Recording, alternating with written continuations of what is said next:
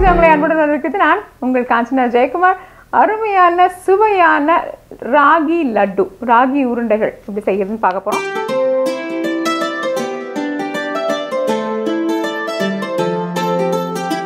இந்த ராகி வெல்லம் மற்றும் நிறைய நம்மளுடைய பருப்பெல்லாம் போட்டு ரொம்ப சுவையா ஆரோக்கியமானதா இந்த ராகி உருண்டைகள் அல்லது ராகி லட்டுகளை எப்படி செய்யறதுன்னு பார்க்கலாம் வாங்க.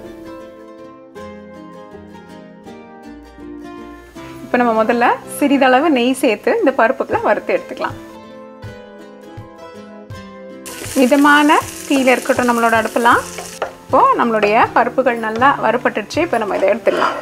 இப்போ நம்ம அதே வானலியில் இந்த ராகி பொடி அல்லது ராகி மாவை சேர்த்துக்க போகிறோம். மிதமான தீயில வச்சுக்கோங்க. இப்போ ஒரு பச்சை மணம் இருக்கும். நம்ம வந்து ஒரு 5 நிமிஷமாவது இதை வறுக்க என்ன ஆகும்னா அந்த பச்சை மணம் போய் ராகியின் மனம் ரொம்ப நல்லா நம்மளுக்கு வர ஆரம்பிக்கும். அது வரைக்கும் நம்ம கொஞ்சம் வறுத்து எடுக்கலாம். இப்போ நல்லா வறுபட்ட மனம் வருது. இப்போ நம்ம என்ன பண்ணலான்னா தேங்காய் பூ இது கூட சேர்த்துக்கலாம். நம்மக்கிட்ட மீதம் இருக்கிற நெய்யையும் இப்போ சேர்த்து நல்லா வறுத்துக்கலாம். இப்போ பார்த்தீங்களா, இந்த மாவு முழுவதுமே இந்த நெய் வந்து நல்லா படர்ந்துருச்சு. நம்மளுடைய வறுத்த பருப்புகளை இது கூட சேர்த்துக்கலாம். ஏலக்காய் தூளியும் இப்போ சேர்த்துடலாம். இப்போ கடைசியாக நம்ம சர்க்கரை வெல்லம் அல்லது பனவெல்லம் சேர்த்துக்கலாம். இது வந்து நம்ம அடுப்புலேருந்து எடுத்ததுக்கப்புறம் கூட நம்ம சேர்த்துட்டு உருண்டை பிடிச்சிடலாம். நம்ம இப்போ மெதுவாக இந்த வெள்ளை கரைசலை சேர்த்துக்க போகிறோம். இப்போ ரொம்ப சூடாக இருக்கணும்னு இல்லை, கை பொறுக்கும் சூடு இருந்தால் போதும். உங்களுடைய கைகளை சிறிதளவு நெய் போட்டு தடவிக்கலாம். இப்போ கை பொறுக்கிற சூடில் இந்த மாதிரி சிறிய லட்டுக்கெலாம் நம்ம செய்துக்கிறது சுலபமாக இருக்கும்.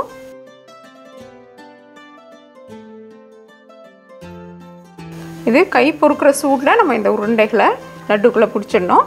ரொம்பவே ஆற விட்டுட்டிங்கன்னா என்னாகும், பிடிக்கிறதுக்கு நம்மளுக்கு வராது, அப்புறம் உதிரி ஆகிடும். அதனால் கொஞ்சம் பொறுக்கிற மாதிரி இருந்தாலும் இப்படி சேர்த்து வச்சு நம்ம பிடிச்சி எடுத்துக்கலாம்.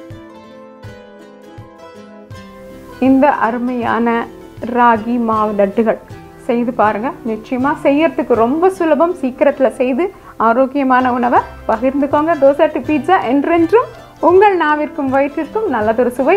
இந்த வீடியோ உங்களுக்கு பிடிச்சிருந்தா லைக் ப்ரெஸ் பண்ணுங்கள். தோசை டு பீட்சாக்கு மறக்காமல் சப்ஸ்கிரைப் பண்ணுங்கள். இந்த சப்ஸ்கிரிப்ஷன் முற்றிலும் இலவசம். மற்றும் உங்களுடைய பிரின்சிபல் ரெசிபீஸ்க்கு dosa2pizza.com விஜயம் செய்யுங்கள். நன்றி, வணக்கம்.